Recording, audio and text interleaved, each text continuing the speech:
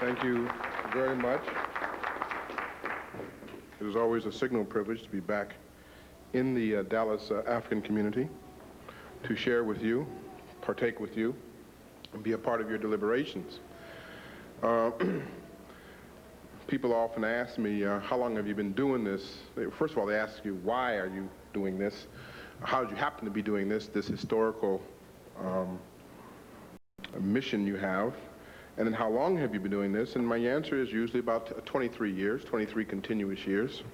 As I like to say, that my true education didn't begin until after I left college, because the only thing that a university degree at any level of D's, as they might say, PhD or any other kind, MD or any other kind of D, is to give you the tools to educate yourself, because the only true education is indeed self-education.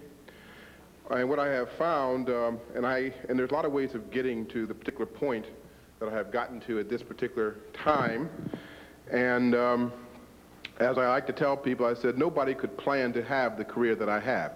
Even I didn't plan it. You might have said it became, it evolved, it unfolded.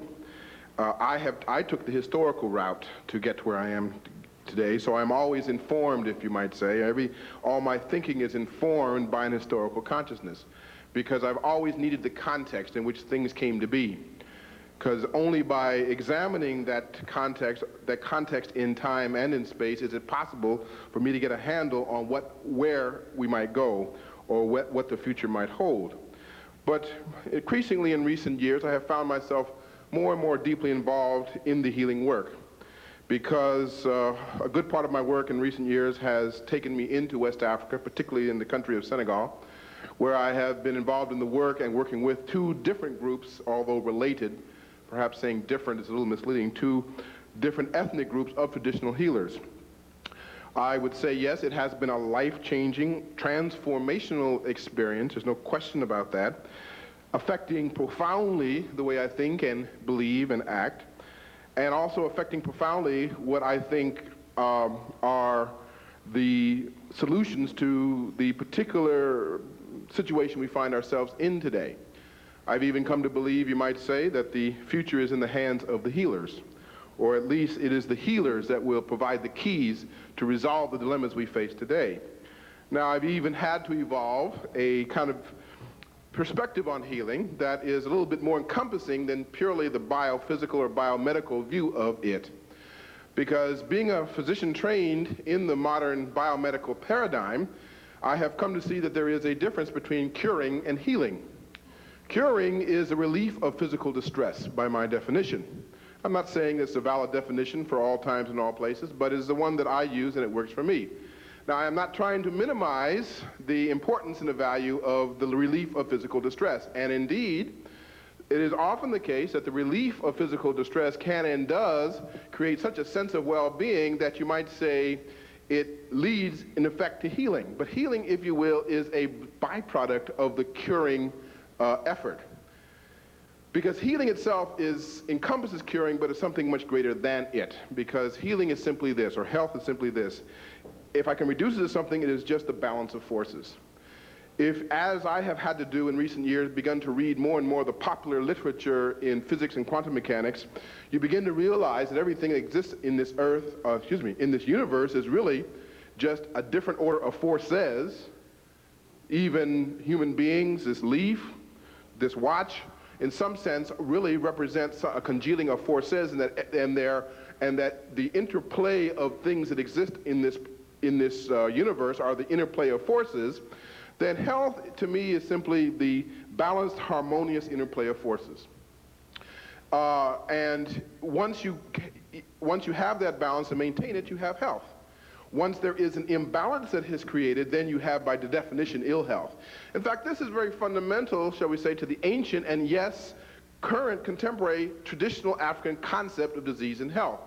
You might even say we invoked already Ma'at. What is Ma'at? If I, again, can reduce it down to its essentials, it is balance and harmony, fundamentally.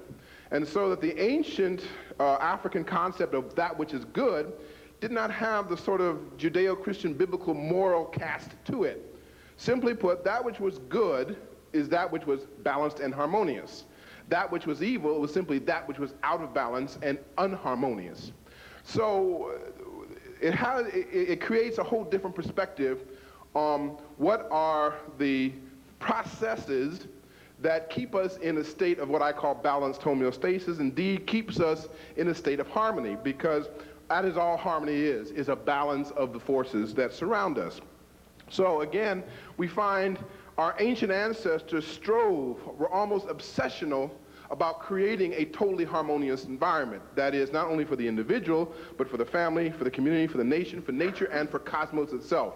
You did not disturb nature or anything in it. You did not disturb the cosmos. You did not disturb anything around in your environment, because even the least little disturbance in itself potentially could cause dis-ease, could upset the balance, could upset the harmony in such a way to create disease that could, in fact, destroy the society itself. So disease is not just a physical manifestation of disorder.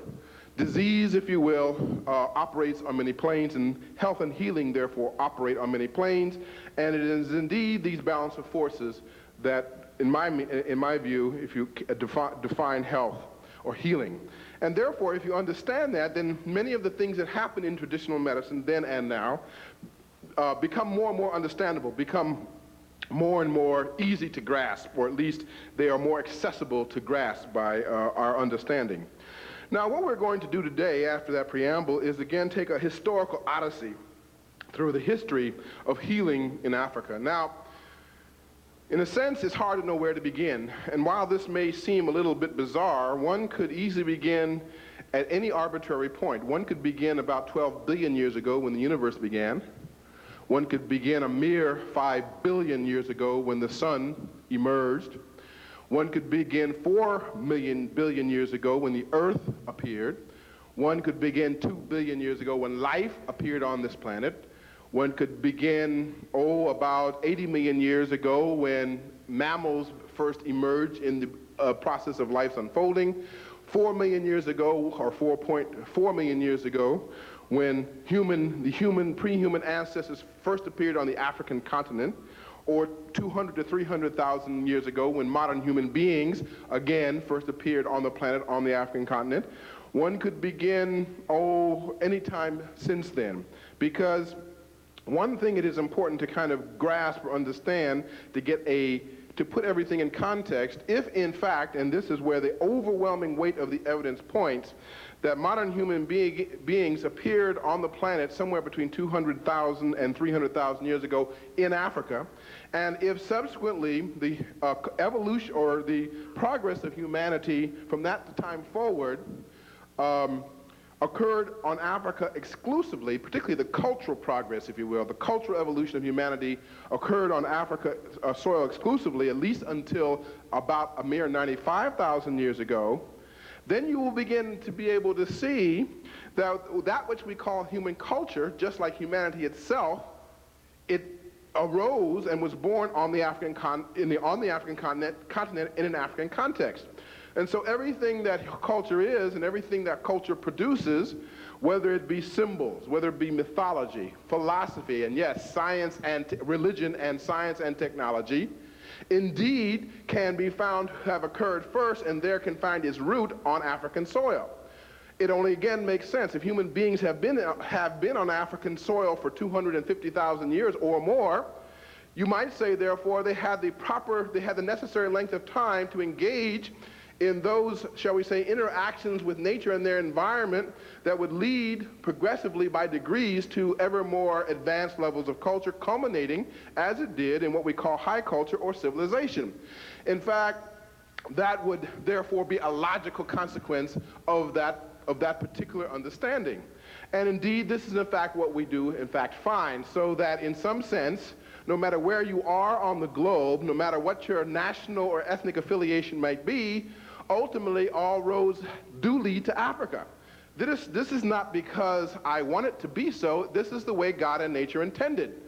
So again, we do not have to derive any particular unusual satisfaction about it. We don't have to be ashamed of it. We don't have to be satisfied. It is, and it is a fact, and we can move on from that. And yet it is important that that understanding undergird everything that we perceive about ourselves and about the world without deriving any more significance from that, and yet it as an essential, understanding it as an essential truth. Now, let's put the whole question of the history of medicine and healing in a wider context. And in even that wider context that we're going to put it in is, we've already tried to do that already, is somewhat arbitrarily narrow because of the time constraints that we have. For, in some sense, at least today, although I think we're beginning to change that attitude, what we think of as science, what we think of as medicine is a branch of science and technology. Well, that is itself a problematic definition, but we'll put that off for just a minute. But let's look at the whole concept or the whole question of what science and technology is or means. Because, again, where do you see its first emergence first? You find it, just as you might expect it, on the African continent. Therefore, we find 43,000 years ago, the first iron mine ever excavated anywhere on the globe. 35,000 years before there were any mines anywhere else in the world. Not just pits being dug out, but I mean systematically constructed mines in Swaziland 43,000 years ago, in which iron ore was extracted and used, most people think, or at least most people who have investigated this to think, to use as a cosmetic dye. But again, it was an iron ore. 28,000 years ago merely, what do we find? Manganese ore also being excavated as in a mine shaft 28,000 years ago in southern Africa. So here we have the beginnings of what we might call proto-technology. Its first evidence appearing, as we might expect, on the African continent more than 30 millennia ago.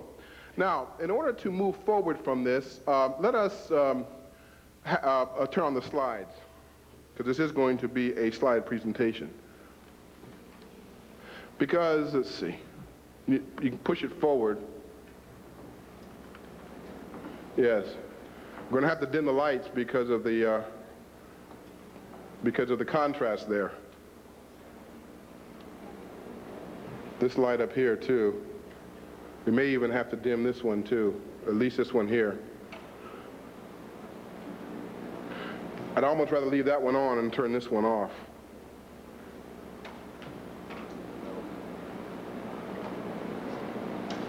Okay.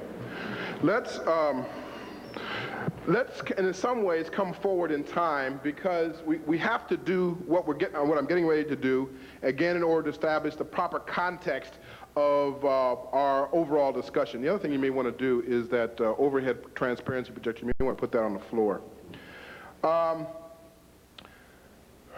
The culmination of that cultural evolution that led over periods of tens of thousands, maybe even hundreds of thousands of years, to the development of high cultural civilization seems to have occurred in the lower Nile basin, in the Nile Valley cultures of what we call Egypt and Nubia, or Egypt and Kush.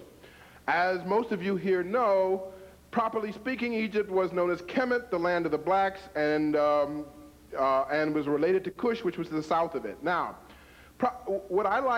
I have a better way of understanding exactly what this process was like, to consider this area of what we today call Egypt and the northern Sudan as one great cultural and geographic complex, which is to say the lands we call Egypt and Kush, or Egypt and Nubia, i.e. Kemet and Kush, together constituted one great cultural complex.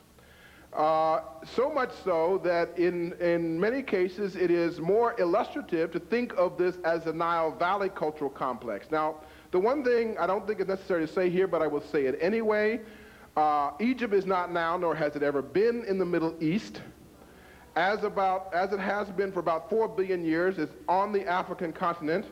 But the Egypt that I'm talking about, the Kemet that I'm talking about, the Kemet of the pyramid builders, was in every essential respect not just geographically African, but ethnically, culturally, and racially African in every sense of the word. In fact, the whole term, this is the way in which language and terminology is often used, shall we say, to confuse our perceptions. The reason why I say this is because the very term Middle East is an artificial, arbitrary pseudo-term. Why do I say that? because geologically and geographically, the Middle East is really Africa's northeast extension. In other words, if you are a geologist and you dig down about 10 feet, 100 feet, or 500 feet, or 1,000 feet, geologically there's absolutely no difference from Saudi Arabia, the Middle East, Palestine, Sinai, than from Africa. And if you understand plate tectonics, that is, the movements of continents, you understand why this happened. It used to be that what we think of Saudi Arabia, Sinai, and were all joined together from Africa, but began to move apart inch by inch over periods of millions of years, eventually creating the basin which we call, now it got filled in with water from the Mediterranean, called the Red Sea. But in fundamentally speaking, it is more appropriate, more accurate, and makes more sense to call that area Africa's northeast extension. Middle East doesn't make any sense except if you are trying to do what has attempted to be done, essentially detach not only that area, but all of North Africa from Africa. Now, again, this is, so the whole idea of the Middle East itself doesn't make any sense, and it really is a complete artificial construction that has actually absolutely nothing to do with either the geological, the geographical, or even the historical reality. We're going to come back to this area because it is important when we discuss the history and the evolution development of the healing science and the healing art in Africa. Next slide, please. Or I think I can control it here. Now, you look at this monument and it's obvious what it is, even with its nose blown off. The Sphinx, which is the largest, most prominent, most famous, best known monument in the entire world. Even with his nose blown off, it is clear that whoever was the model for this fantastic piece of sculpture was an African by origin. Now, the reason why I'm getting ready to show you this, again, is to begin to show you ways in which our concepts of historical time are beginning to change considerably. Due to different kinds of works that are being done around the Sphinx, and therefore our concept of Nile Valley time, Nile Valley historical time again, is being changed radically due to recent work. Now, this is an article. The Sphinx may be older than it looks. Now, what is this in reference to? It's in reference to the work of a man named John Anthony West and a geologist, a geophysicist named Robert Schoch from the University of Boston University. Now, it is possible to see, even though it may be not easy to see very sharply, the surrounding quarry in which the walls of the quarry in which the Sphinx sits, you can see how these vertical grooves.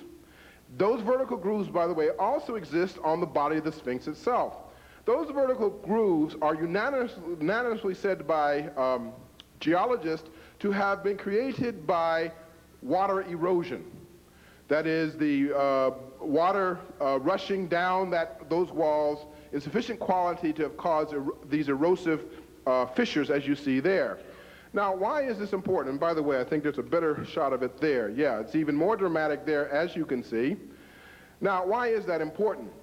It's important for the reason that the last time there was rainfall in Egypt or Kemet, that region of northeast Africa, sufficient and frequent enough to have caused such erosive fissuring of this magnitude was between 7,000 and 10,000 years ago. Now, what does this mean? Well, ordinarily, the dating of the Sphinx is 2500 BC.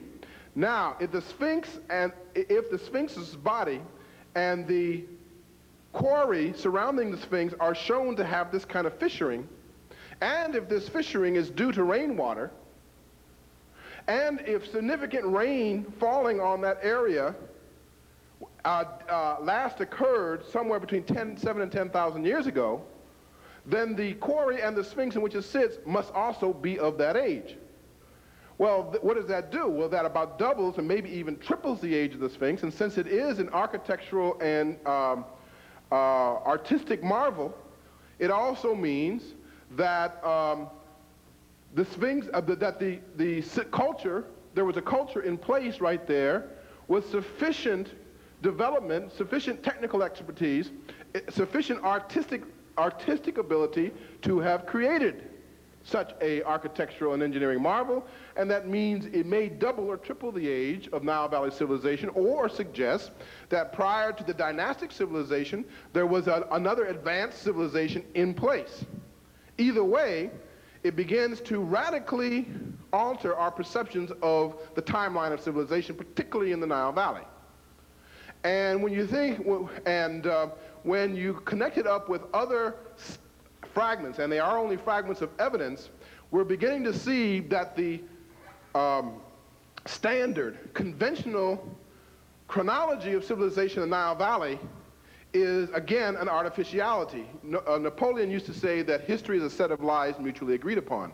Well, that is certainly the case where Nile Valley history is concerned.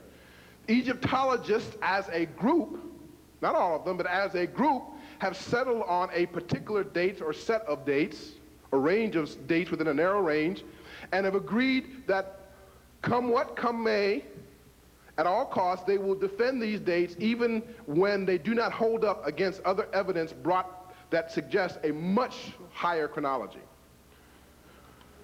Now, this is one sort of indirect evidence of this higher chronology. Some of you may have seen this in Ivan Van Sertima's Blacks in Science.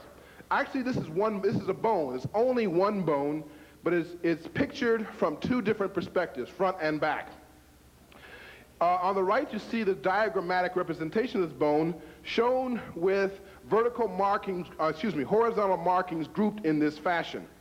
Now, this bone was discovered in a group of artifacts that were found in northeastern Zaire along what was then called Lake Albert, that is, the Great Lakes regions of East Central Africa.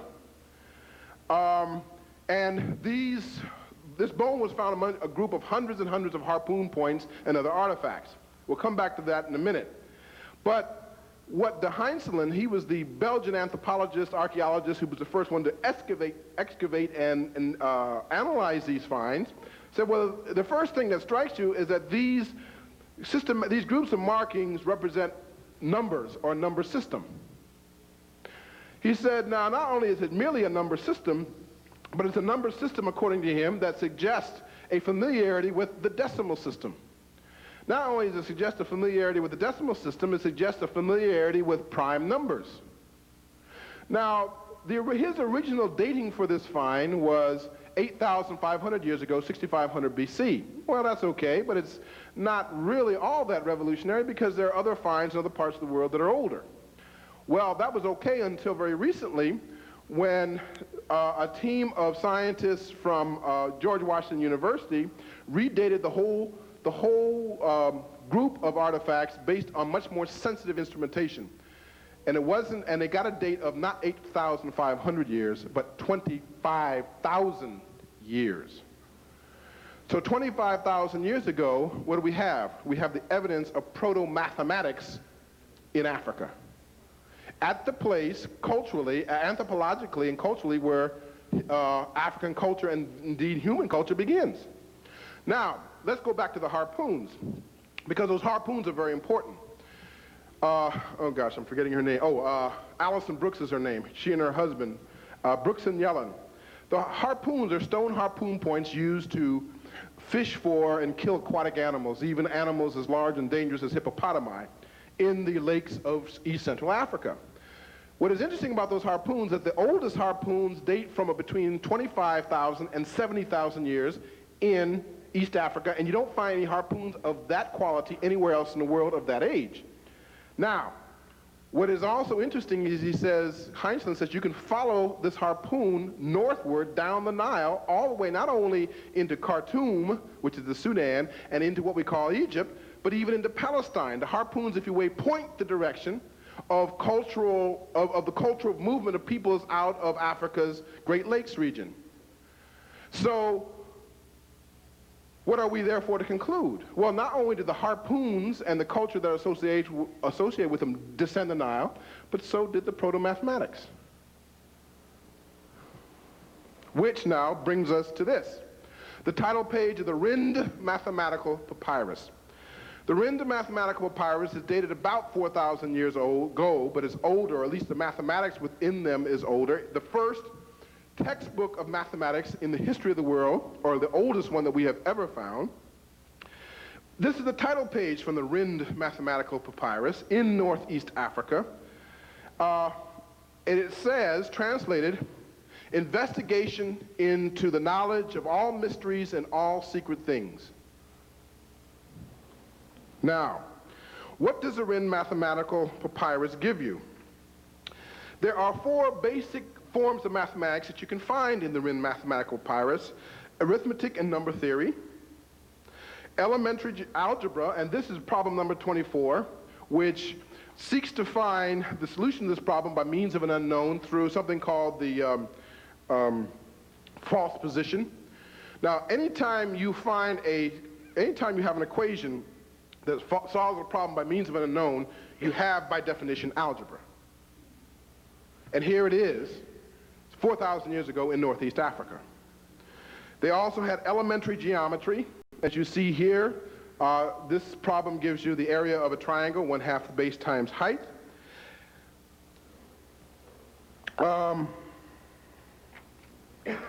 Other problems in the mathematical papyri of the Egyptians, there are 4 that have survived. This is the most important one, but there are 3 others. Give accurate formulas and solutions for calculating the area of a rectangle, area of a hemisphere, volume of a truncated pyramid, area of a triangle, area of a circle, and all showing a mature discipline. The Egyptian mathematicians demonstrated a thorough knowledge of basic algebra, as I have already indicated, proving able to solve equations of the 1st and 2nd degree. That is, algebraic equations with 2 unknowns involving a square.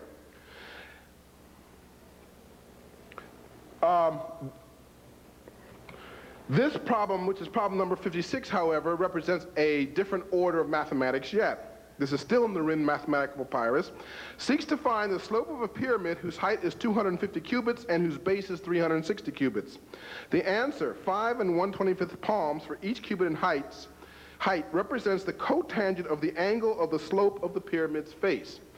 Now, if you can find a cotangent, all you have to do is turn it around, reverse it, and you get the tangent. So you got a tangent already.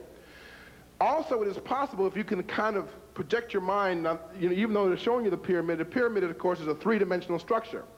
It is very easily possible, and we almost have to assume that it did happen, to inscribe a triangle within that 3-dimensional structure. When you can do that, when you can inscribe a triangle within that 3-dimensional structure, you can also have the means of finding sine and cosine.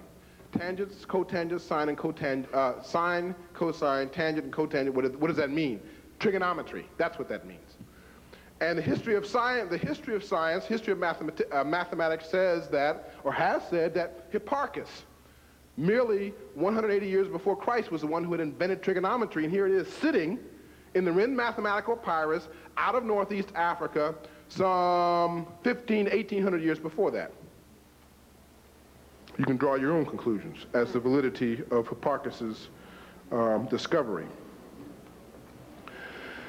This is a scale drawing of the curve whose particulars are indicated in ancient diagrams shown below.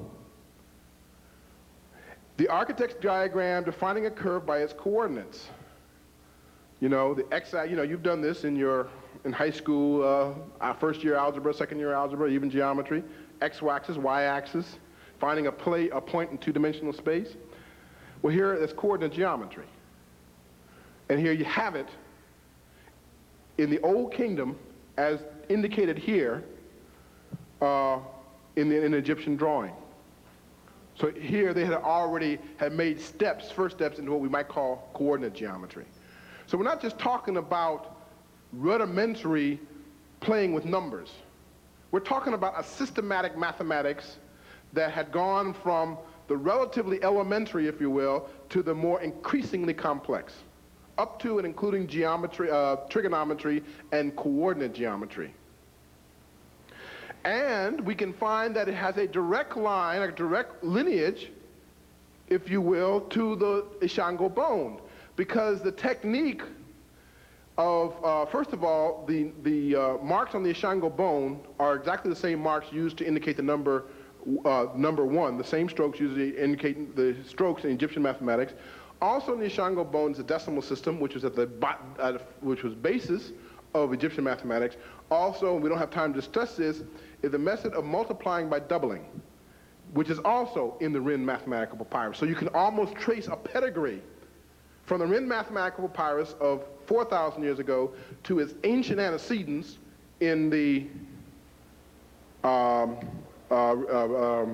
Great Lakes region of Africa 20,000 years prior to that time. And so I always ask our young black students, so what are they afraid of when mathematics is concerned? Why, when it comes time to take mathematics courses, a science that was invented by your remote ancestors, you run the other way. You avoid, you neglect, and yet mathematics was invented in Africa. It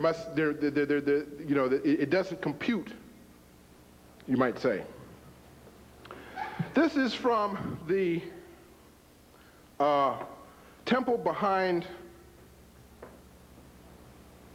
Dendera in Upper Egypt. It's the temple of Isis. This is a little square aperture that comes, and what you have to imagine is that this square ceiling, this square, bright square patch is actually ceiling because that's what it is.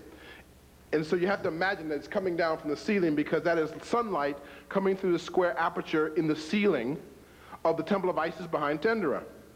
Now you see those little humps that are coming towards you on the slide. Those represent those represent the light. That is the diagrammatic or pictorial representation of the light. Notice, therefore, that the ancient people of Kemet designate light coming down to them in waves, because that's what that is, waves. Light moving as waves wasn't discovered until Maxwell and Max Planck about 150, 130 years ago.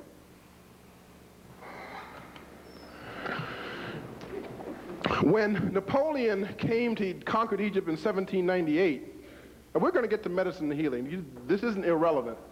You might think so, but it isn't, because it's all part of the same continuum. Now, when Napoleon conquered Egypt in 1798, the first thing he brought a whole army, literally, of scientists and engineers and surveyors. And the first thing he instructed them to do was to take a survey of Egypt, and to measure it. Well, they found out their task was made immeasurably easier by the simple expedient of projecting a line due north through the middle of the Great Pyramid, which bisects the delta into two equilateral triangles, and therefore gives them a perfectly easy way of measuring the delta of Lower Egypt. So if they could do it, one has to infer that that wasn't accidental. These things don't happen accidentally. It means that the ancient people 6,000 years previously had already done that for them.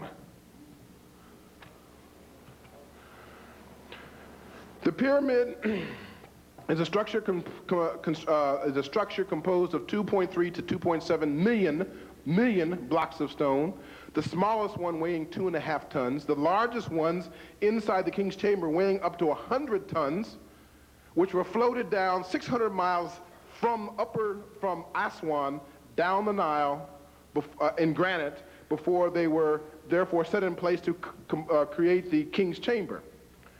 If you were to take those 2.3 to 2.7 million blocks of stone and cut them up into 1-foot squares, you could build a wall 4.5 feet high to go 2/3 away around the globe.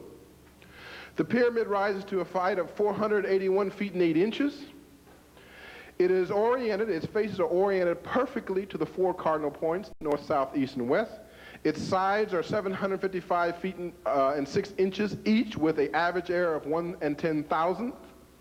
As you see there, the descending passage leading to the grotto is oriented perfectly to a star that was in place 3340 BC by the name of Alpha Draconis, or Thuban, that at that time was a pole star and assumes that position once every 26,000 years. Recent evidence has shown that the southern so-called ventilating passages, which there are 2, the lower one is oriented precisely to the star Sirius, and the upper one is oriented precisely to the constellation Orion. So apart from anything else, the pyramid was an almanac and an astronomical observatory. What it wasn't, never was, no one has ever proven it, a tomb for mortal remains. It may have been a tomb in another sense, but not for mortal remains. Other pyramids were, but not the Great Pyramid. Now, a man named Richard Proctor, who was an astronomer from the last century in England, said this about the Great Pyramid, is that it was built up to the 50th concourse, and then the construction stopped. And what is interesting, right at the 50th concourse, the square platform is exactly half of the area of the base. And the base, by the way, is 13 acres in area.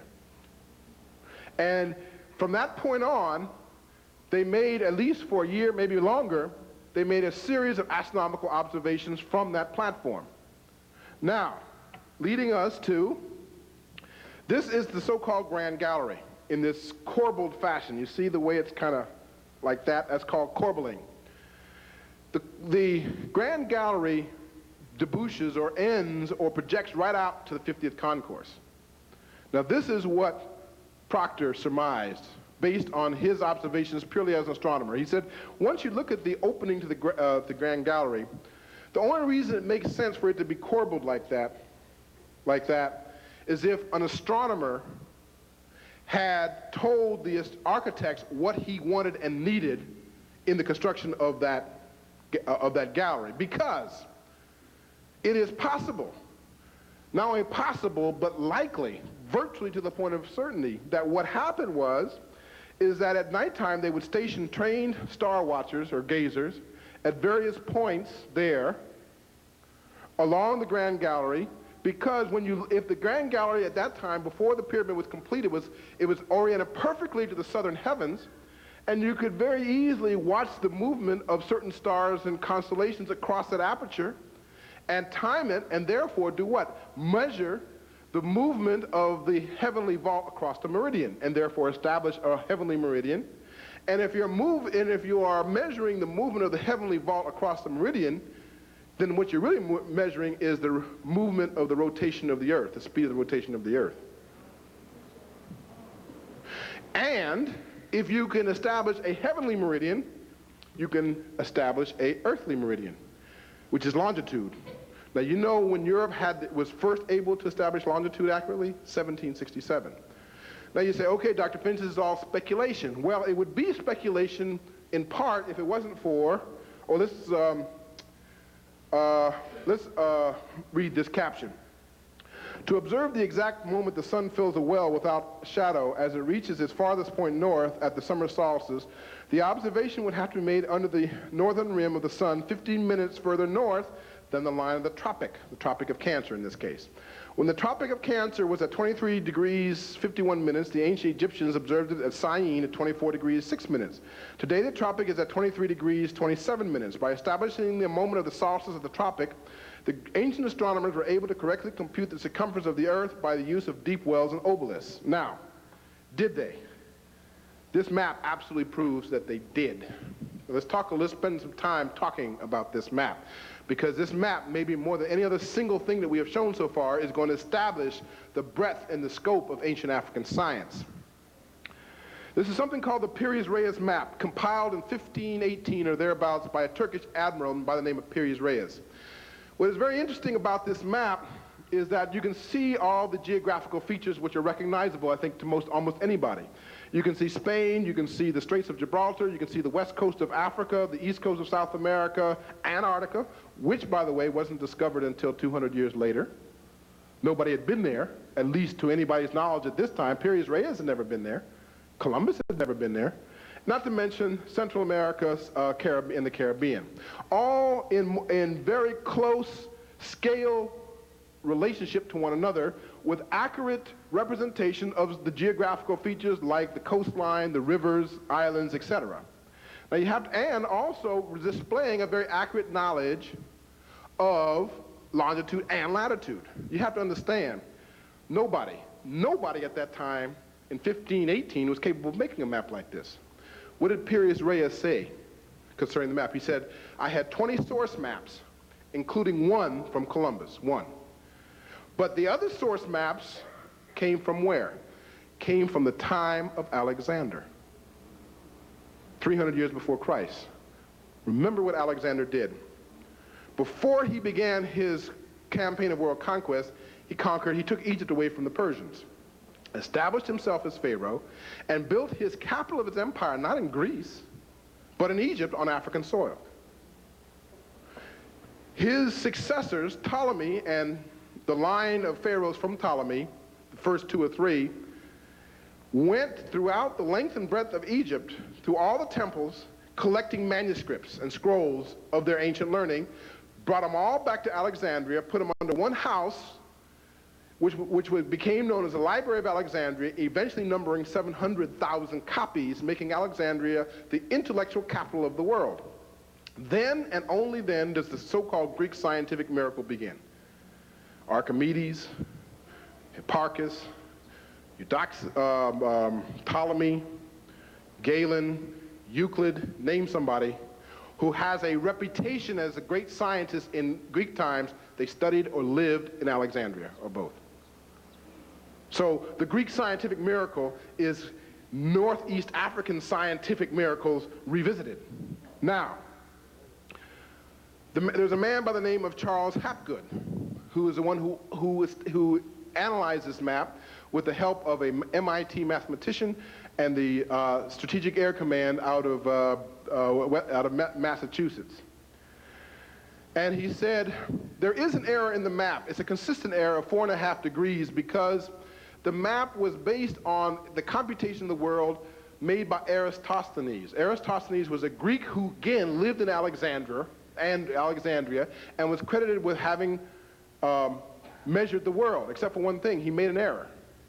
But what Hapgood says, this map reflects that error. But the source maps from which this map came were much more accurate than this map. The point is, he says, even though nobody could make maps like this until the 19th century in Europe, and as good as this map is, it's still, he called it a decline from more ancient map-making standards. Now, where were these map makers that he's talking about, these more ancient map makers? Well, you see those little compass roses around through the Atlantic Ocean. There are 4 of them. You see the big ones, but there are also 2 or 3 smaller ones. They represent the left rim of a perfect circle. Now, this is a so-called Portolano map. The person who was making this map sat more or less at the center of the map. Now, the point is, if you want to know who and where the map maker was, you have to find the center of the circle. Well, where was that? 23.5 degrees north, 30 degrees east. And where is that? 100 miles west of Aswan in Upper Egypt.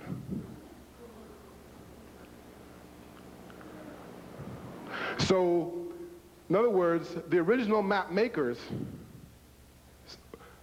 the maps that they used were even more accurate, and this is the result, because what he did, he got a bunch of maps and compiled them. And this is one of the other reasons for the error. What does this tell you? Well, let's go back to this. The left, you see, you can see it. It's easy to the naked eye to see that the map has been ripped, right? It's like it's been ripped in half. What you're seeing is the left half of the map. If you had the whole map, what would you be seeing? You'd be seeing Southern Europe, Africa, Asia, and the Indian Ocean. Now, what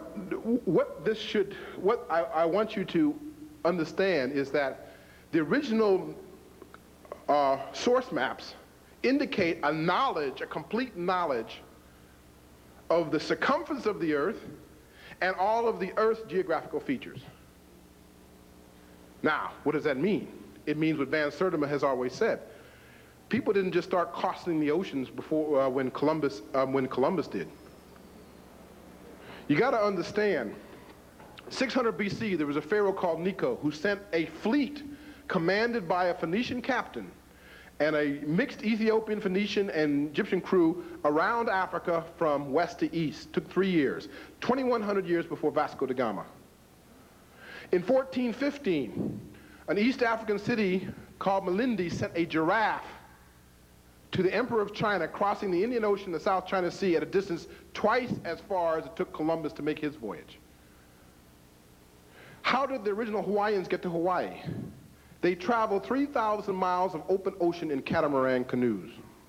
You do not need the Queen Mary to make ocean-going voyages. And the assumption that nobody was doing it before Columbus is just that, an assumption. It has absolutely nothing to do, or Captain Cook, it has absolutely nothing to do with what actually happened. The Greeks themselves, in 5, I count them, 6 different citations, talk about a continent west of the Pillars of Hercules, which was the Straits of Gibraltar, that had mountains and rivers. So they said, we got this information from the Phoenicians. You got to understand, there already was in antiquity a worldwide trade and diplomatic network that spanned the entire globe, and one has to assume that when Pharaoh Necho was sending his fleet around Africa, 600 years BC, what was he doing? He was mapping the continent. It's the only thing that makes sense. That and trade. What am I trying to get across here? Your whole perception of what happened in history has got to change.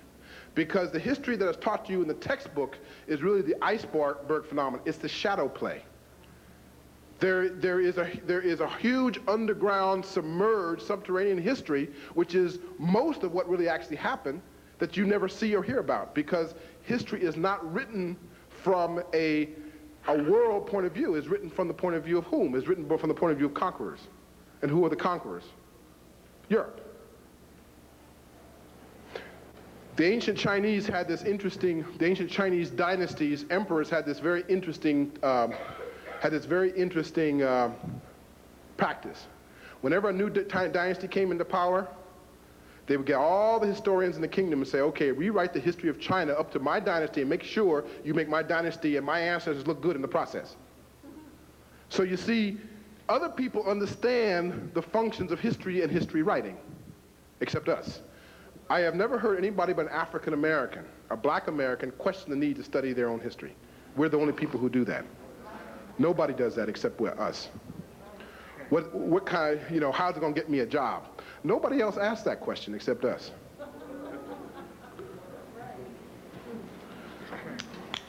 It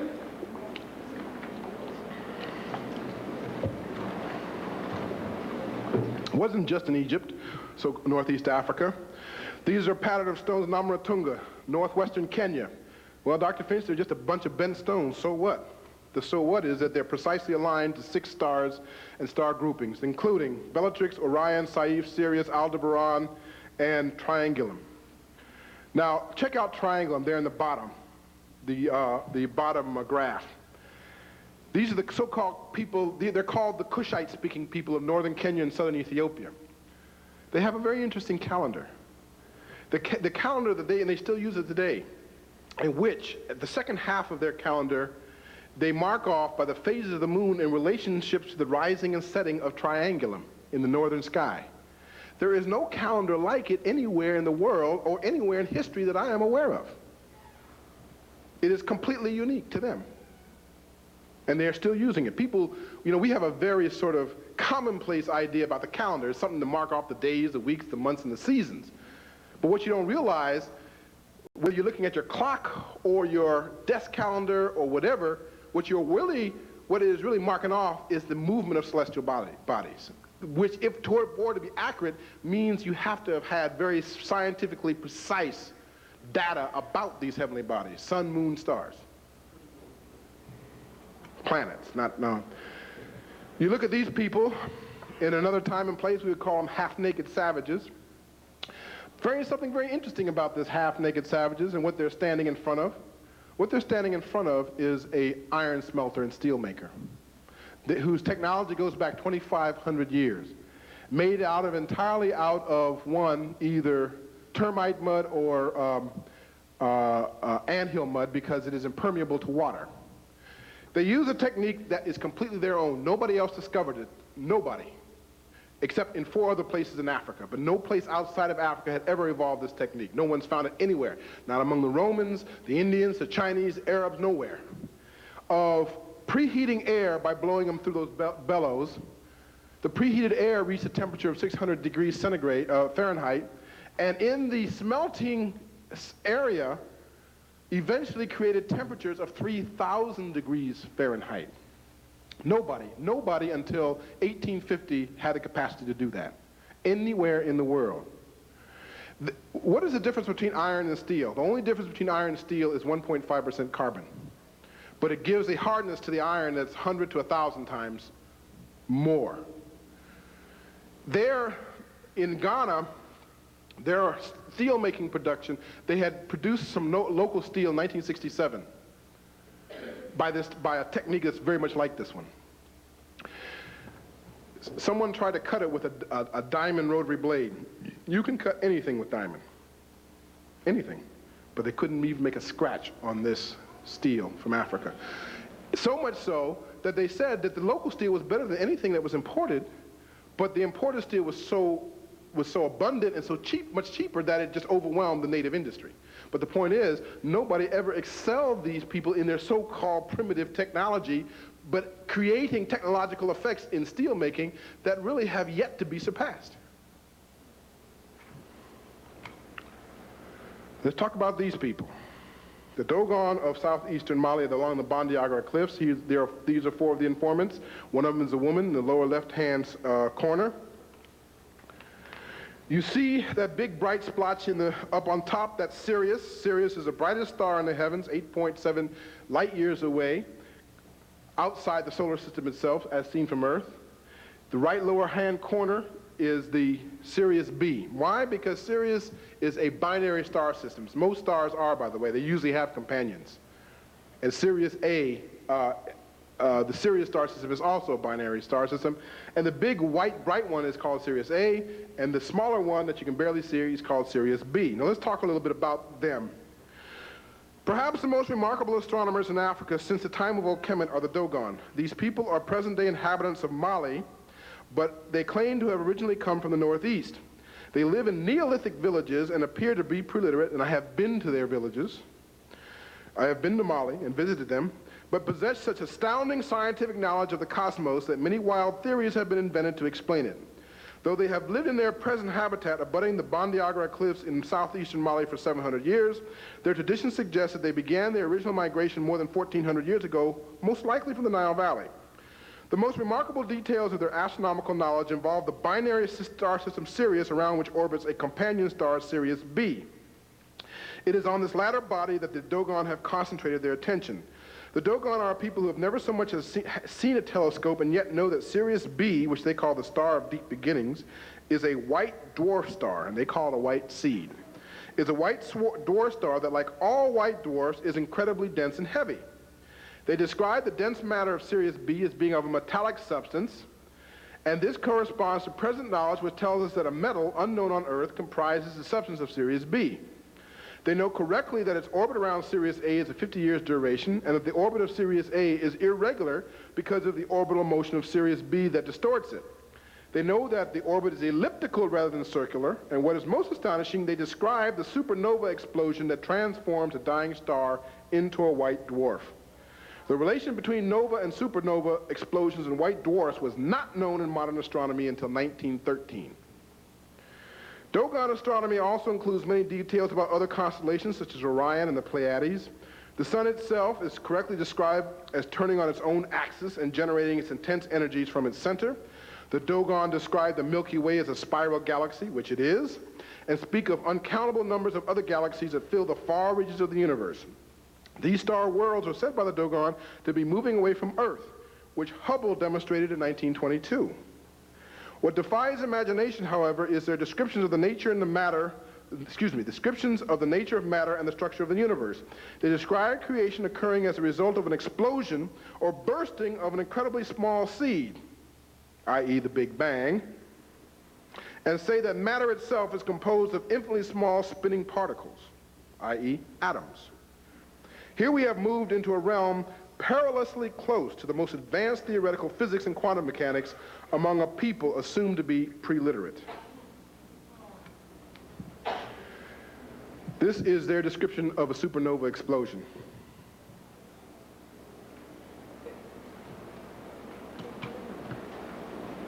Look at this. This is one of their drawings. This is the primordial egg of Amma, in which are 44 yala. 44 yala are marks of infinite potentiality. Now you got, and they also talk about 444 yala and 4 sex souls. In human beings, there are what we call sex chromosomes and non-sex chromosomes. We have 44 sex chromosomes.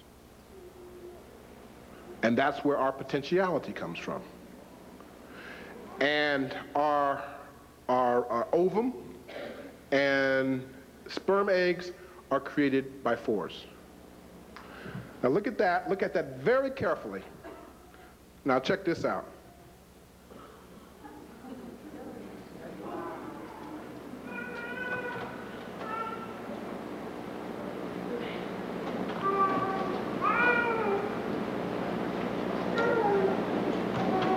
We'll do it one more time. Oh, sorry.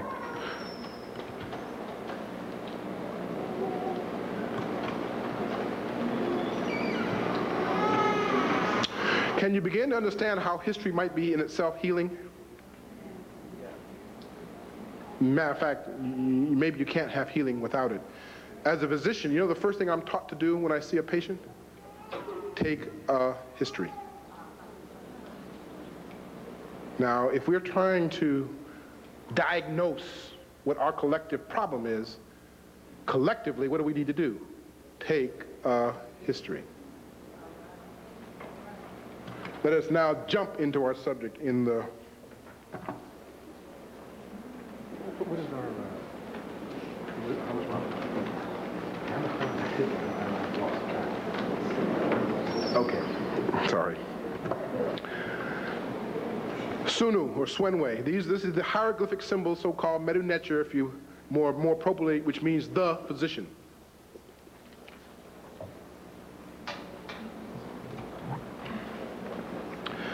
The god, or the Neter Thoth, the earliest, or one of the earliest gods or Neter of medicine and healing, the prototype of the Greek Hermes. I would ask you to go to a doctor's office or to a hospital or medical school, and what will you find as a symbol of medicine? The staff with a snake twined around it.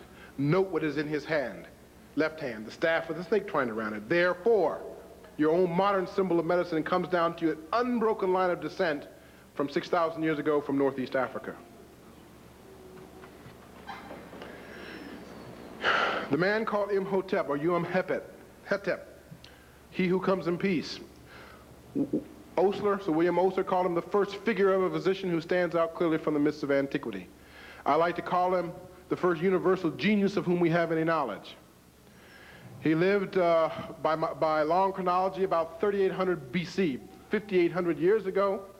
He was many things. He was prime minister under Djoser, a philosopher, an architect of genius, having designed and supervised the construction of the so-called step pyramid of Saqqara, an astronomer, but above all, he was a divinely gifted physician. If there is such thing as a father of medicine, it is Imhotep, or it is no one. The step pyramid of Saqqara. There are those of us who have been to the Nile Valley and have seen this marvelous structure, the first great edifice in stone ever created by human hands, ever. It is still one of the architectural marvels of the world. If he had done nothing else but this, his place in the annals of human achievement would be assured, but he was even more renowned as a physician. One of the eminent ladies of antiquity, Peseshet, overseer, she was a chief of woman doctors. She goes back about 2000 BC because there was a corps of women physicians in ancient Kemet. And she was the most prominent, and she wasn't just a physician. She became chief of physicians. Someone says, Dr. Finch, someone once said, well, Dr. Finch, if Imhotep is the father of medicine, wouldn't it be appropriate to call Peseshet the mother of medicine? And I says, well, I certainly don't have any argument against that.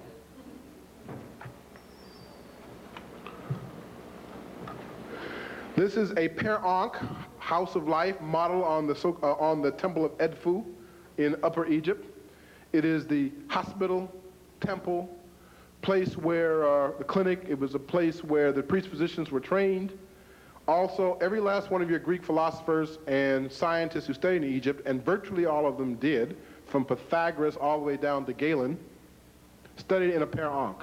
Not only in Alexandria, but also in Memphis, so-called, and Thebes, or Waset. This is a Alexandrian diagram of the construction of the heart. It is undoubtedly derived from something called the Book of the Heart and Vessels, which is attested to as 6000 BC, in which is described the heart as the center of the circulatory system.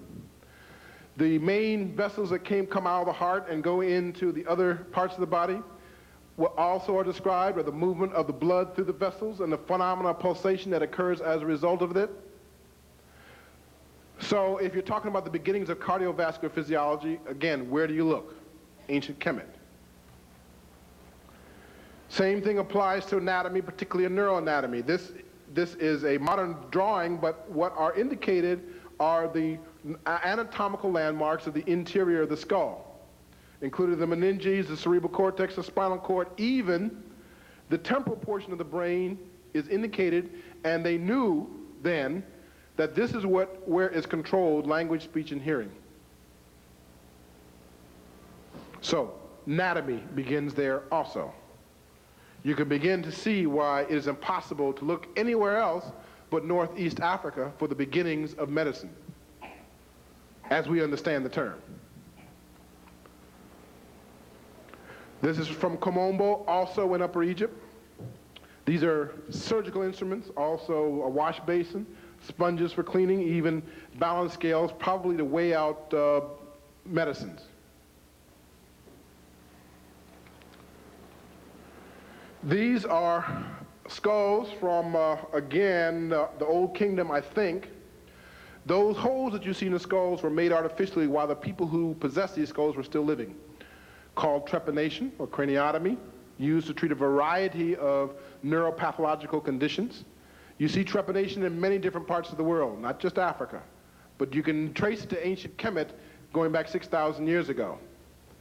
Now you know that these people survived the operation because you see the grainy appearance of the hole on the left and a kind of smooth margin of the hole on the right. That indicates healing. You say, okay, Dr. Finch, that was then, this is now, that was primitive and we're sophisticated, we don't do that anymore, and you'd be wrong. Your erstwhile president 6 years ago had exactly, and I do mean exactly, the same operation.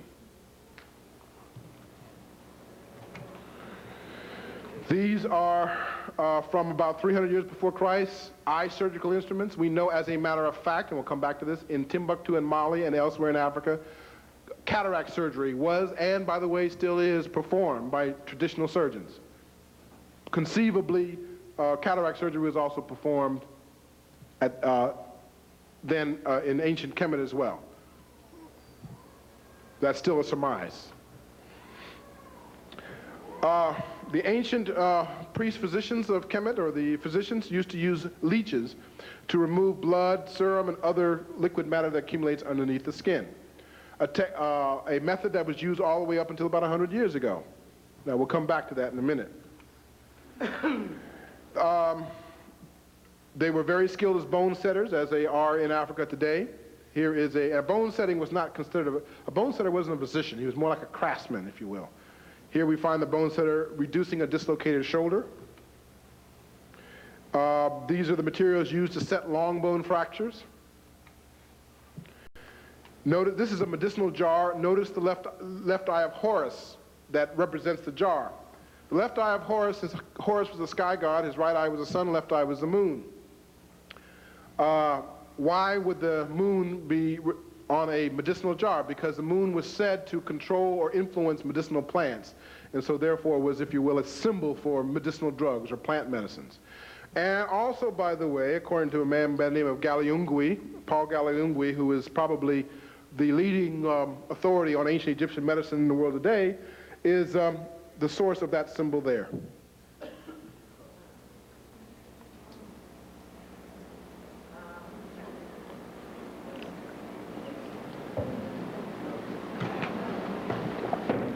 This is a montage of medicinal plants from around the world. You see the Egyptian girl in the center ground carrying onions.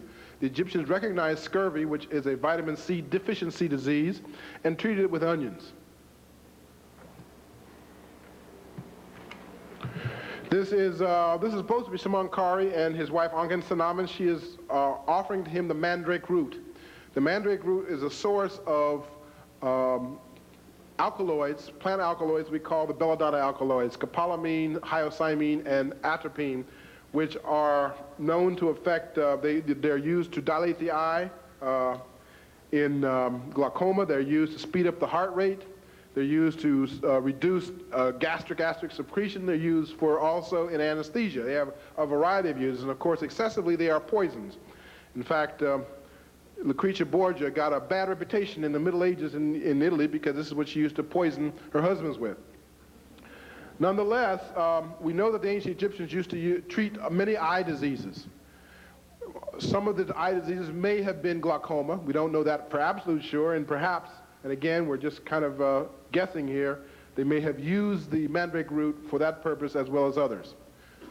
Certainly it was used to induce sleep, as it is still today. Grease, the standard, grease, honey, and lint, the standard wound salve of the Smith papyrus, Edwin Smith surgical papyrus. Why? Because honey causes the death of bacteria such as Staphylococci and E. coli that are implicated in many infections. And you say again, okay, Dr. Finch, that was then, this is now. We're so much more sophisticated these days. We have antibiotics and we have all the kinds of other sophisticated preparations, and we don't need honey anymore. Again, that would be a logical assumption, but an incorrect one. We find that modern surgeons are going back to honey because they haven't found anything better to treat certain kinds of wounds. Now, I can't hardly read it. I'm going to have to get up. I do want to read the inset. This isn't going to stretch right. So I'm going to read this at the top of my voice. Until a century ago, doctors applied leeches for almost every illness in the mistaken belief that they could draw out blood. Today, leeches are used after microsurgery to reattach fingers, toes, and other bodily parts. An operation can fail because tiny blood vessels become clogged. But when a leech is attached, it sucks out an ounce or two of blood of the clogged vessel. The leech's saliva contains anticoagulant and antiseptic.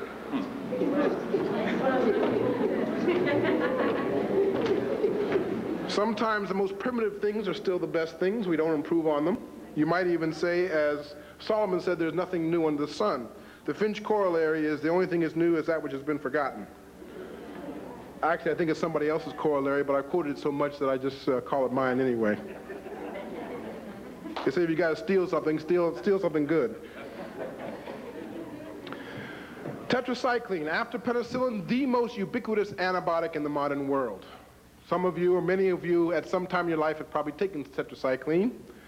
Tetracycline is ingested and it has what they call a broad spectrum. In other words, it covers a lot of different microorganisms. It will kill a lot of different microorganisms.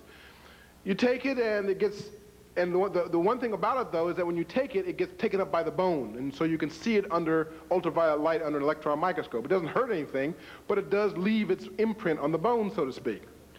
Now, these are a group of Sudanese people who were intensive agriculturalists living 1,600 years ago, 400 years after Christ, after the death of Christ, who were, as I say, intensive agriculturalists whose bones were exhumed, 15 of them, and almost accidentally, their bones were being examined under electron microscopy, under ultraviolet light, and they found that the bones fluoresced in the manner characteristic of tetracycline. Now, what does tetracycline do in the bones of Sudanese farmers living 1,600 years ago, more than a millennium and a half ago?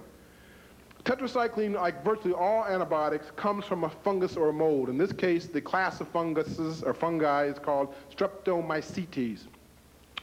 Streptomycetes grows abundantly in the soils of Upper Egypt and northern Sudan.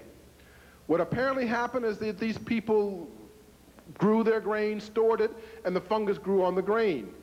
Then they ingested the fungus, accident or design. Well, let's think about that. First of all, you got to understand something about grain. What do?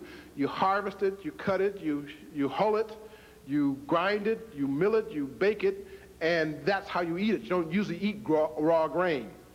All of that would have killed the fungus.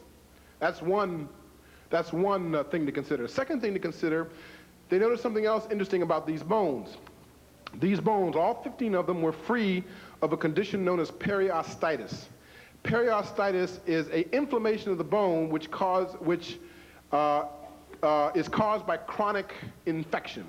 No chronic infection, no periostitis. So no periostitis, no chronic infection. That's number 2. And number 3 is this. You see those white circular bright patches? That's the tetracycline. You only get that effect with therapeutic levels of tetracycline, not accidental ingestions. Here these people 1,600 years ago had apparently discovered the antimicrobial effect of this natural form of tetracycline and used it purposefully as an antibiotic.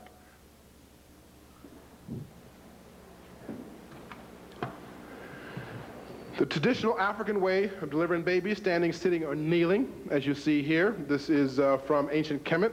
I show you this to bring up one other thing, and that is simply this. In the Ebers Papyrus, which again is dated between 3800 and 4000 BC, we find a recipe in which a woman, if she thinks she's pregnant, is to bring her urine and take it out to her garden or out to the fields and sprinkle it either over or over her grains. If her grains shoot up, yes, she is pregnant. If they don't, then she's not. And yes, it has been found by laboratory experiment that certain plants, including grains, will grow faster if fertilized, if you will, or watered with the urine of pregnant women. Pregnancy test. But it was even more sophisticated than that. The recipe says if the wheat shoots up fast, it's a girl. If the barley shoots up fast, it's a boy. So it was even what you might call a fetal sex determination test as well. Let's go elsewhere in Africa. That little girl, she's from Madagascar, is holding the periwinkle plant. The periwinkle plant is our best source of the vincristine alkaloids, which is our only treatment, by the way, for leukemia, lymphoma, and Hodgkin's disease. The other thing that traditional people use it for, though, is for diabetes, because it is supposed, and this is in many different places, not just Africa even, South America, the Caribbean, even parts of Asia use the periwinkle plant to treat diabetes because it is a hypoglycemic. It reduces sugar. Cotton mather, Boston. I think it's Boston or Salem, one of the two. Yeah, it was in Boston. There was the beginnings of a smallpox outbreak, which he managed to cut or to stop or inhibit. He did it very interestingly. He took smallpox inoculum from sick people and went and injected it into non-sick people, and the epidemic ceased. What was he doing? He was basically immunizing them. The only thing is, the technique had been taught to him by his West African slave, Onesimus. When all the 7 vaccine preventable immunizations that you get, or you give your children, or you got it because you got to give them to them because they can't get in school without them, are either attenuated or killed viruses. That's what they are. And apparently, what traditional African peoples did, that they would do the same thing. They would mix the inoculum in with some water or some honey or something else to reduce its effect, and therefore just to promote an immune response. So here we have in traditional Africa people who understood the principle of immunity and vaccination. Years before Jenner, supposed to have discovered smallpox vaccination. This is a diagram of a Roman technique of cataract removal. The reason why I show you to it is the exact same technique used in Timbuktu and Mali and also in Southern Africa. In Southern Africa, it's still being done today with good results. If anything, trepanation underwent greater development in Southern Africa and Eastern Africa than it did elsewhere. These are 4 trepanation or craniotomy techniques used to treat headache, increased intracranial pressure, skull fracture, and sometimes, in some places, even epilepsy. These are the instruments used to bore down through the skull and into the brain cavity, I should say. These are 2 gentlemen in 1958 who had the operation. This gentleman lost 40% of his skull in successive operations without dying. The man on the right had done over 100 operations without one single fatality. In Kenya, they reviewed 1,000 cases of traditional craniotomy or trepanation and could only document 6 fatalities out of 1,000. In 1910, in a London hospital, they were doing the same operations for the same indications with a 75% mortality. This century. I want you to pay particular attention to the instrument on the right. Is a cautery iron, heated to a red hot temperature and used to seal off bleeding points, hemorrhage control. Because it becomes important right about now. I have almost 1,000 slides in my possession. If under the pain of death I was required to get rid of all 900, all 1,000 of them except one, this would be the one I would keep. R.W. Falcon, Scottish medical missionary traveling through western Uganda, interested in tribal obstetrics, as he called it. Came upon this scene in 1879. 4 people. The woman was first pregnancy, 3 days of labor, no progress. 3 men standing around her, one holding her abdomen, one holding her feet, and the surgeon getting ready to cut. But before he did, he washed his hands with banana wine, which is alcohol, and washed the abdomen with banana wine, which is alcohol, muttered an incantation, then proceeded to cut her open from the xiphoid process all the way down to the pubis symphysis. Took a red hot iron, or a bunch of them, one of them that he had nearby, and sealed off the bleeding points, cut open her peritoneum and her uterus, took out the baby, cut the cord, clamped it, handed the baby to an assistant, turned her over on her side to allow the amniotic fluid to escape. Turned her back on her back, sealed off more bleeding points with the red hot iron, went inside the cut surface of the uterus, dilated it from within to allow postpartum blood to escape. Then, after sealing off more bleeding points with the red hot iron, he inserts 7 sharp spikes to close the wound. Then and only then did the woman make any noise whatsoever. She made a little noise in her throat. Falcon watched her for 11 days. I can do this in 5. Falcon watched her for 11 days. She developed 2 days of fever, which subsided. 11 days later, when he left, she was alive and well.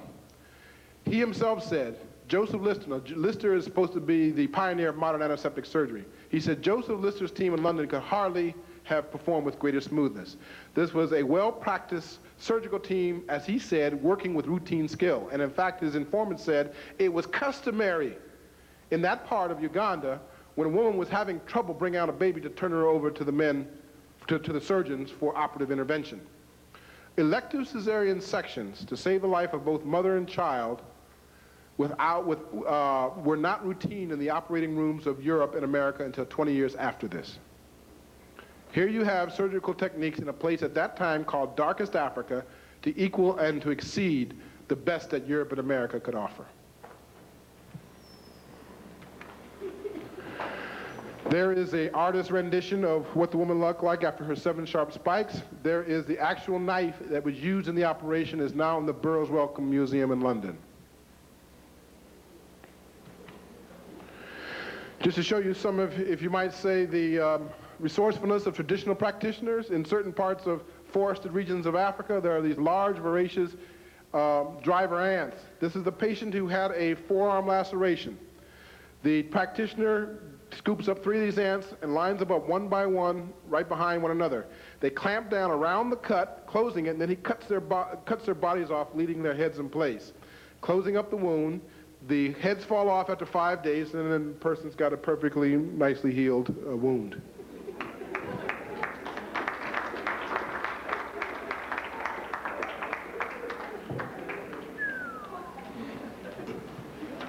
This is a group sculpture showing you, again, traditional African obstetrical methods, always sitting and standing or kneeling, never in the, what I call, anti-gravity dorsal lithotomy positions.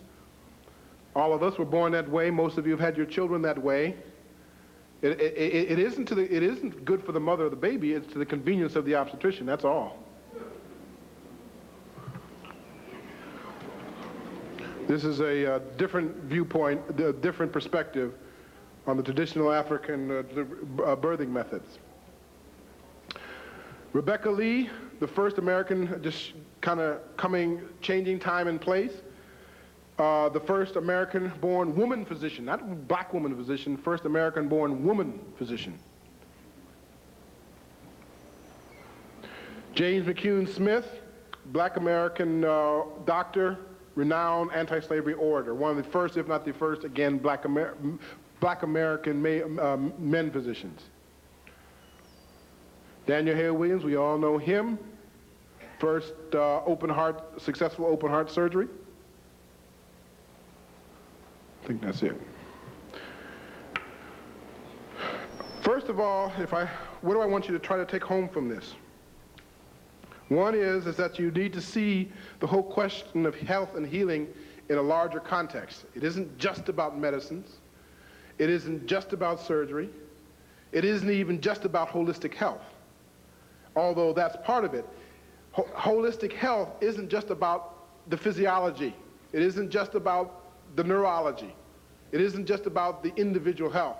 The health is part of health operates in a larger context: social, familial, natural, and cosmic, and yes, spiritual.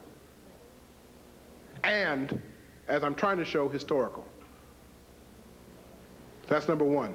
Two, what we think of as science, whether it be a physical science, medical science, technology, etc., wasn't brought into Africa from outside it.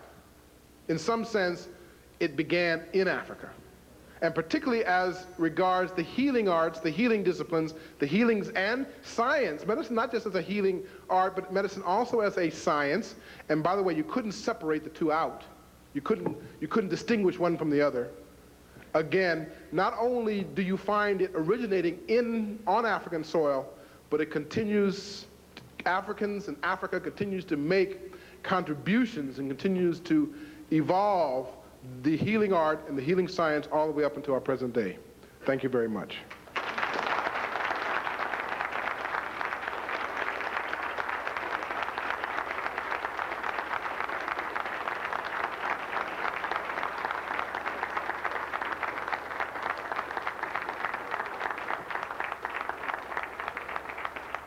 Thank you very much. I do want to make a little bit of a commercial, though, because I know I'm going to get asked. In this book here, there are 3 essays on African medical science, the African background in medical science, and that is available. And this is a pamphlet, which is an overview of a book that I've already finished, entitled Africa and the Birth of Science and Technology. It's a 30-page overview of the material that we covered in the first half of the talk. So again, if there's any interest, I'd be more than happy to entertain that. Thank you very much.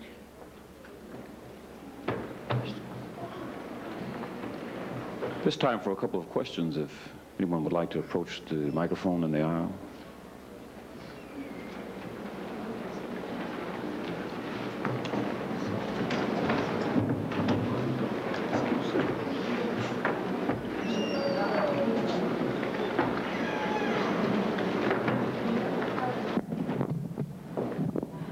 It would also help me if you would identify yourself, who you are, where you're from. My name is Carl Crandall. I'm from Dallas. I'm from San Antonio, already. I'm transplanted to Dallas. I haven't actually read any of your work yet, but I've read other works on holistics and African science. My question has to do with one of your diagrams where you showed the pyramids and you showed them pointed to a constellation of stars. I think it was the one at the top of the pyramid? Right. Pleiades. Right. I'm reading a book right now that uses that term. I'm familiar with that term. What is the significance of that constellation to? The Pleiades is a part of the constellation Taurus. And there seems, like I said, anytime you have orientations to stars and star groupings, there's several things involved. One of which is they created calendars that operate on many different levels. They created, you wouldn't believe the number of calendars that are showing up in Africa. Different ways of keeping time, not only time in terms of month, years, and seasons, but centuries, millennia, even tens of thousands of years. 26,000 years. So the point is, all of these orientations of stars are as a way of keeping track of heavenly movements, which in turn, not only in some sense, in some sense, the ancient Africans believe that the book of life, or the book of creation, was literally written in the heavens. So the heavens was a book that could be read. So there was that. And it was also a way in a sense, Africa created time, or created our sense of time.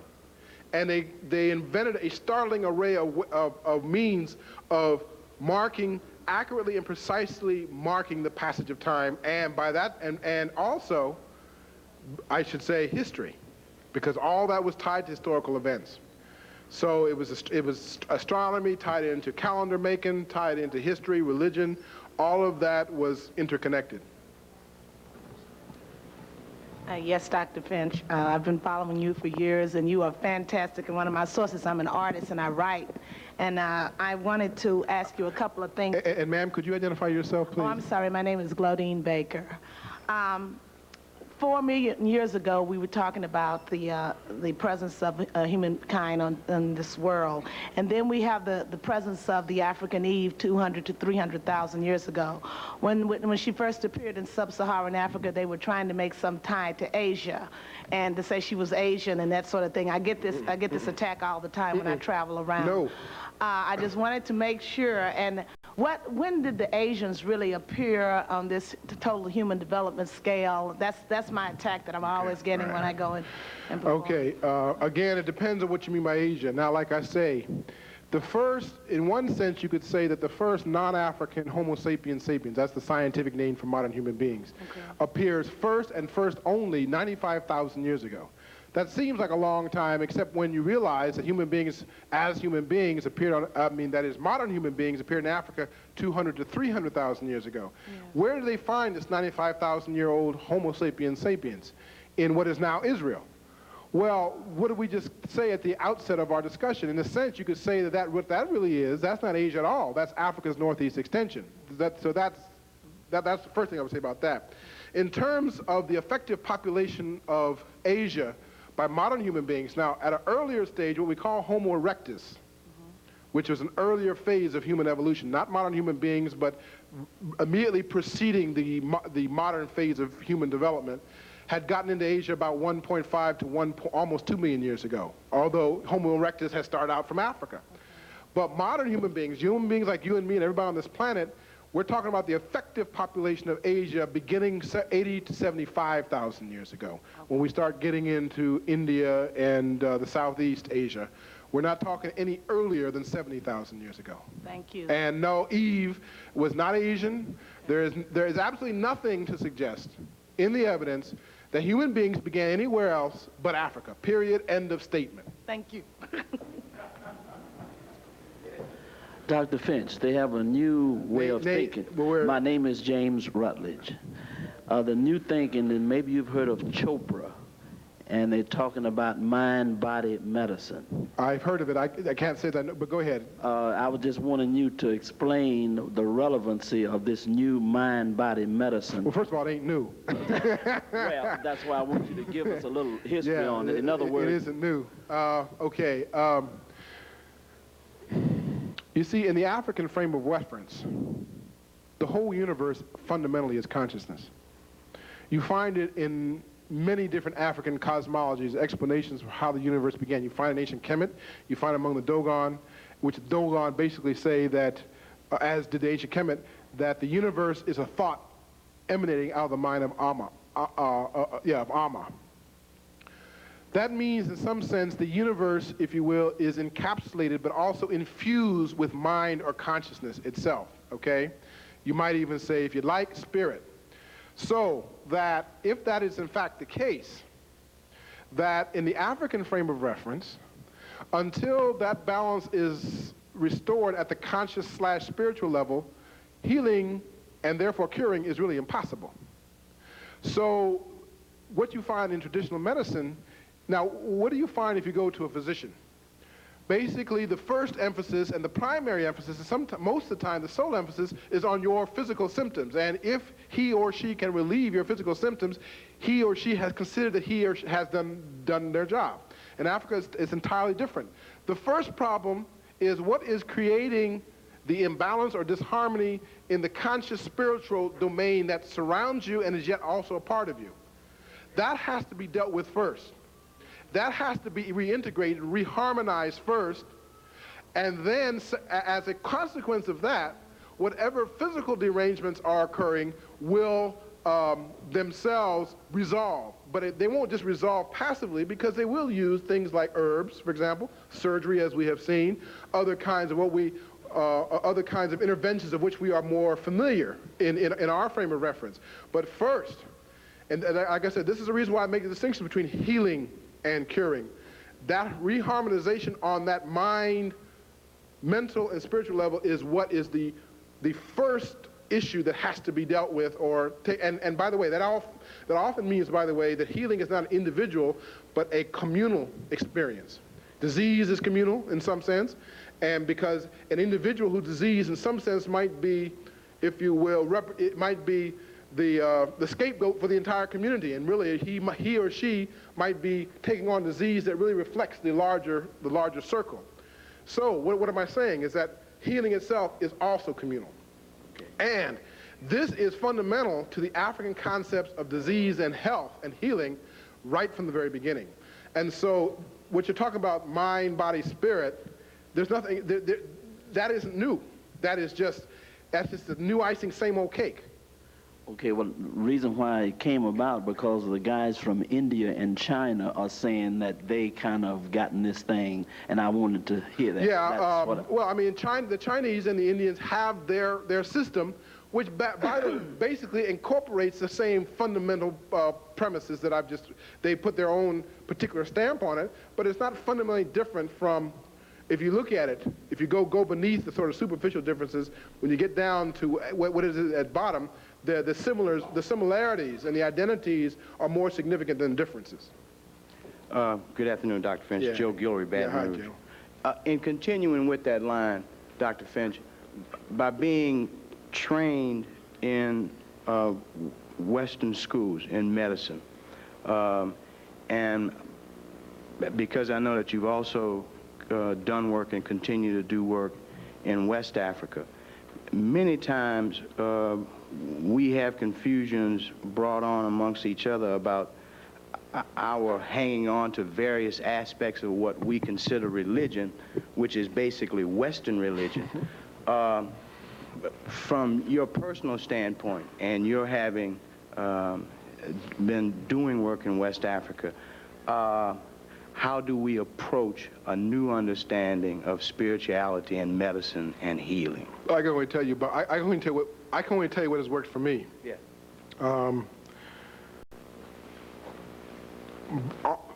Sort of by the logic and the imperatives imposed upon my deepening involvement, I've had to get deeper and deeper into these West African systems that I'm talking about.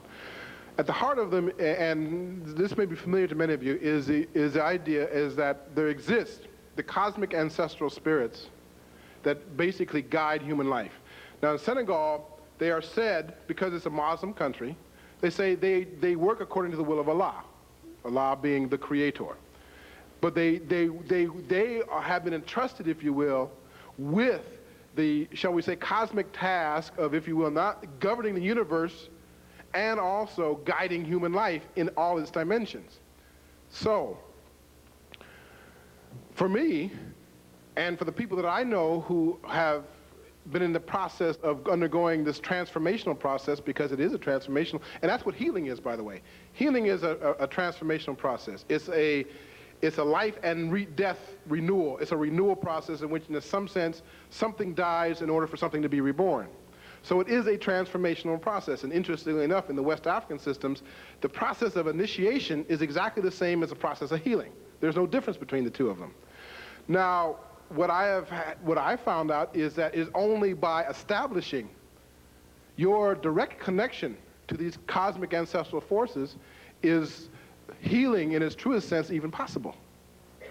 At least, you know, in the system that I am, and I'm talking about African people. Because what they tell me is they say, and in Senegal, among the Lebu people, they call them the Robs. Among the Serer people, they call them the Pongos. And they're the same as the Netters in Egypt, the Orishas among the Yoruba, the Vodun, if you prefer, the Loa, whatever you want to call them. They are essentially, they represent names for the same kind of entities, the same kind of powers. They are the powers of the one, if you like. The powers, because there's always in every African conception an idea of the one which created all.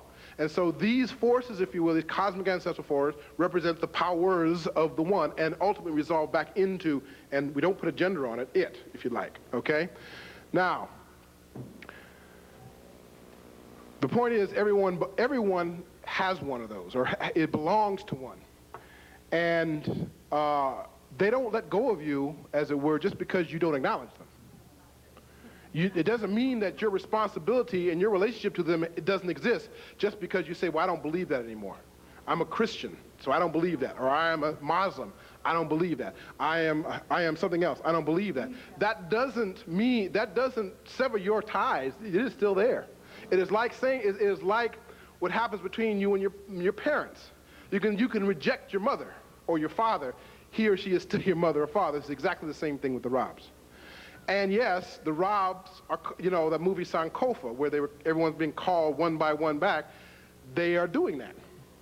And they are doing that in an immediate, tangible way, and they are not taking no for an answer. And everyone's being called. You may not know it, but you are.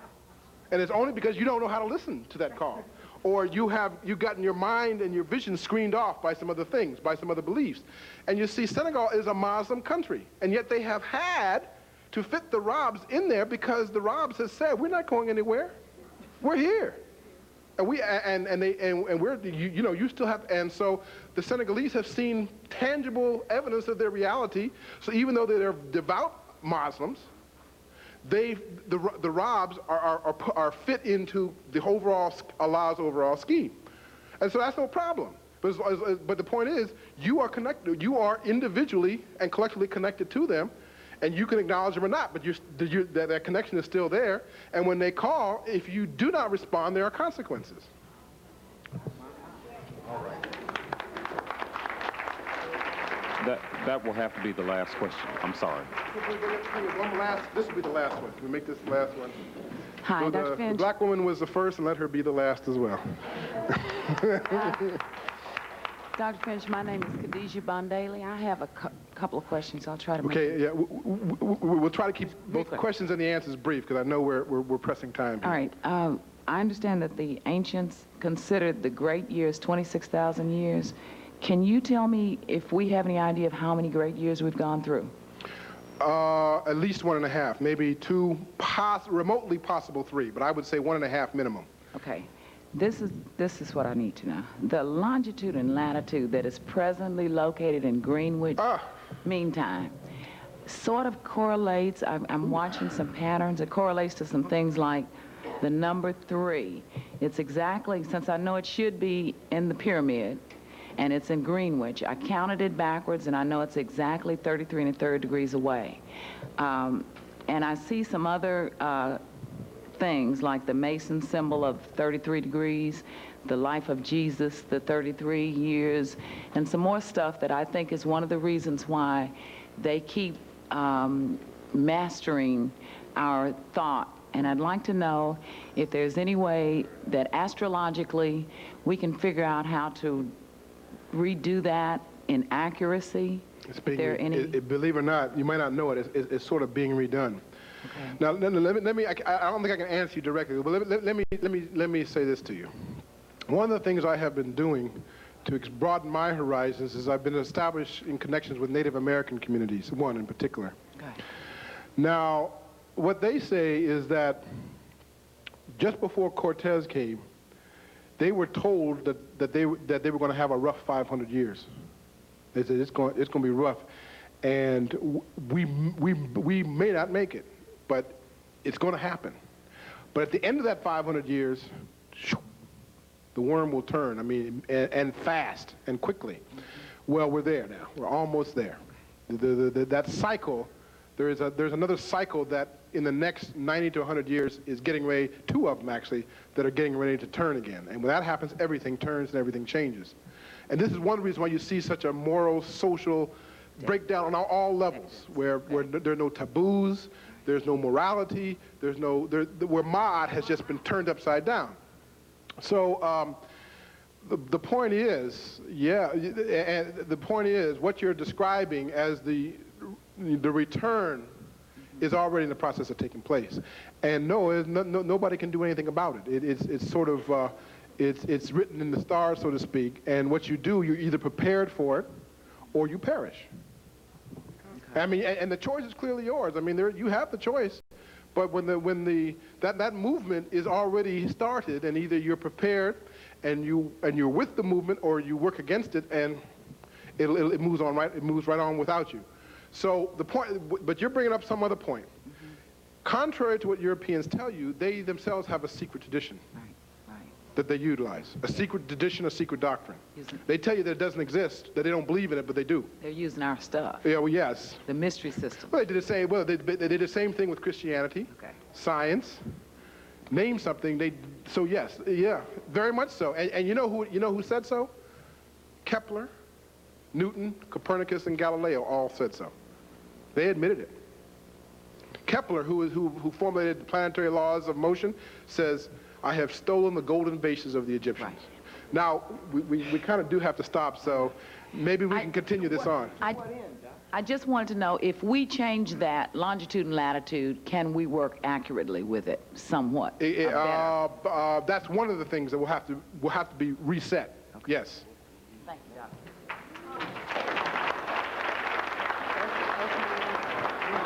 Yes, yes, yes. Well, we like it when you don't want to turn them loose. Yes, if we turned you out of here right now, you got your $35 worth. Yes, indeed. But you're fortunate because you have more than that. Each presenter we're going to bring to you is going to bring you something, and we want to make certain that you have a chance to hear all of them. Now, the tapes for these presentations will be available in the lobby, and we want you to take advantage of that. There are also going to be vendors selling different things, and there are also going to be people presenting health information. For example, you can get blood pressure screening with the Class A Home Health. There are 2 registered nurses out there who are available to give you this free consultation, so we want you to take advantage of that. Also, would like to remind any of you who have children and you want to make certain that they're entertained as well as instructed. Black Cinematique is available in room 303. They are showing films for children 5 through 18 years of age, and so there'll be something for them to do during the conference as well. We want to move quickly along and have fellow Third Eye member Paula Pettis to come forward and introduce our next speaker, Nzinga Warfield Kopik, who will talk to us about rites of passage.